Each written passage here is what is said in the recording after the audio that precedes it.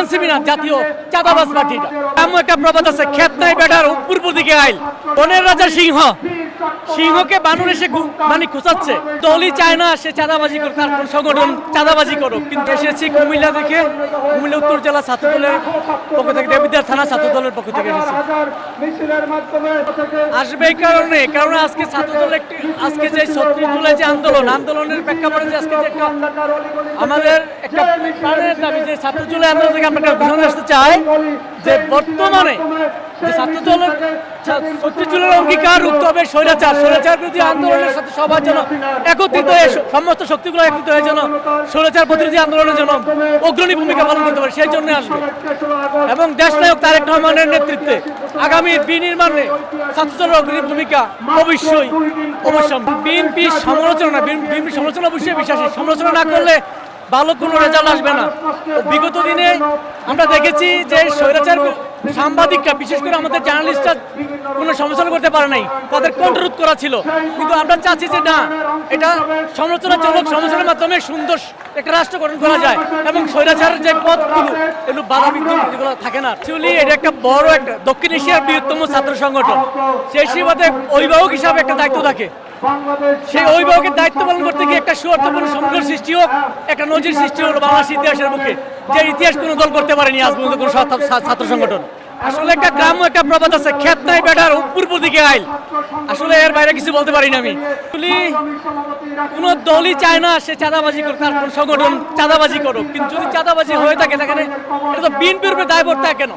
বর্তমানে সরকারের উপরে, বর্তমান সরকার কেন এটাকে মানে একটা অর্গানাইজের মাধ্যমে এটা নিয়ন্ত্রণ করার প্রয়োজন ছিল। কিন্তু না, তারা কোন এবং কাদের ইশারা চলতেছে আমরা এখনো আসলে দুঃসন্ধিমূলক আচরণগুলা। তবে আমি একটা ছোট্ট একটা গল্প দিয়ে শেষ করতে চাই। বনের রাজা সিংহ, সিংহকে বানর এসে মানে খুঁচাচ্ছে। তো পাশে ছিল শিয়াল। তো শিয়াল দেখলো যে খুঁজে চলে গেল, তো শিয়াল আসছে সিংহের কাছে, আপনি বনের রাজা, আপনাকে গুতা মেরে গেল, আপনি কিছু বললেন না। তো সিংহ বললো যে আমি যা বুঝি তুমি তা বোঝো না, অপেক্ষা করো। তো কিছুদিন পর সিংহের সামনে পড়লো, আবার সেই বানর পড়লো, এক থাপ্পড় দিয়ে মেরে ফেলছে। তো শেখ শিয়াল বলতেছে ওই দিন আপনি কিছু বললেন না, আজকে কিছু করে নাই, আপনি মেরে ফেললেন।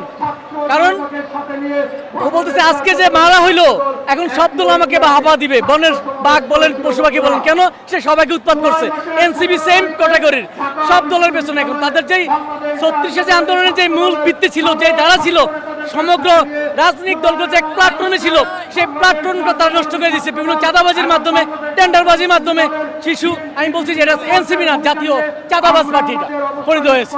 অবশ্যই, কেন নয়, আমাদের নেতা আমাদেরকে সেই শিক্ষা দিয়েছেন যে বিএনপি যেখানে অন্যায় হবে সেখানে তুমি সমালোচনা করো এবং অন্যায়ের বিরুদ্ধে তুমি ঝাঁপিয়ে পড়ো। আমরা সেই শহীদের আদর্শে বিশ্বাসী, আমরা সেই তারেকদের আদর্শে বিশ্বাসী, আমরা ম্যাডামদের আদর্শে বিশ্বাসী। আমরা চাই না দেশের মধ্যে কোনো দুর্বৃত্তিপরায়ণ থাকুক, এবং যারা থাকে আমাদের যদি যারা থাকে আমরা সমূলে নির্মূল করার প্রতিশ্রুতি দিতে পারি। আসলে বিগত দিনের ইতিহাসে এই ধরনের কোনো নজির নাই, হয়তো আপনারা আমাদের থেকে ভালো জানেন। ছাত্রদল যারা করে তারা প্রাণের সংগঠন, এটা একটা রক্তের সাথে মিশে গেছে। এই ছাত্রদল বিএনপির ব্যানগার্ড, সে ব্যানগার্ড হিসাবে কখনো ছাত্রদলকে কখনো জোর করে আনতে হবে, পয়সা দিয়ে আনতে হবে, এই ধরনের নজির ইতিহাসে নাই। যদি পেয়ে থাকেন আপনি আমাদেরকে ইনফর্ম করতে পারেন। দেখুন বর্তমান ক্যাম্পাসগুলোতে যদি দেখান, একটা সৌহার্দ্যপূর্ণ পরিবেশ বিরাজমান। তো ছাত্রদল চায় না যে অতীতের স্বৈরাচারের মতো, আমরা তো দেখেছি স্বৈরাচার দেশে উৎপাদন হলে কি হয় আর কি না হয়। তো সেই সূত্রে আমার মনে হয় না যে কোনো স্বৈরাচারী কোনো আচরণ ভাবে আমরা কোনো হল দখল টেন্ডারবাজির সাথে জড়িত হবে, এমনটা হবে না ইনশাল্লাহ। এটা আমি প্রস্তুতি দিতে পারি।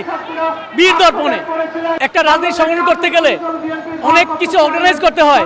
বিগত দিনগুলোতে আমরা কোনো প্রোগ্রাম শুরু করতে পারি নাই। যেখানে প্রোগ্রাম হয়েছে, যেখানে শুটানো হয়েছে, সেখানে স্বৈরাচারী পুলিশ কর্তৃক বাধা করতে হয়েছে।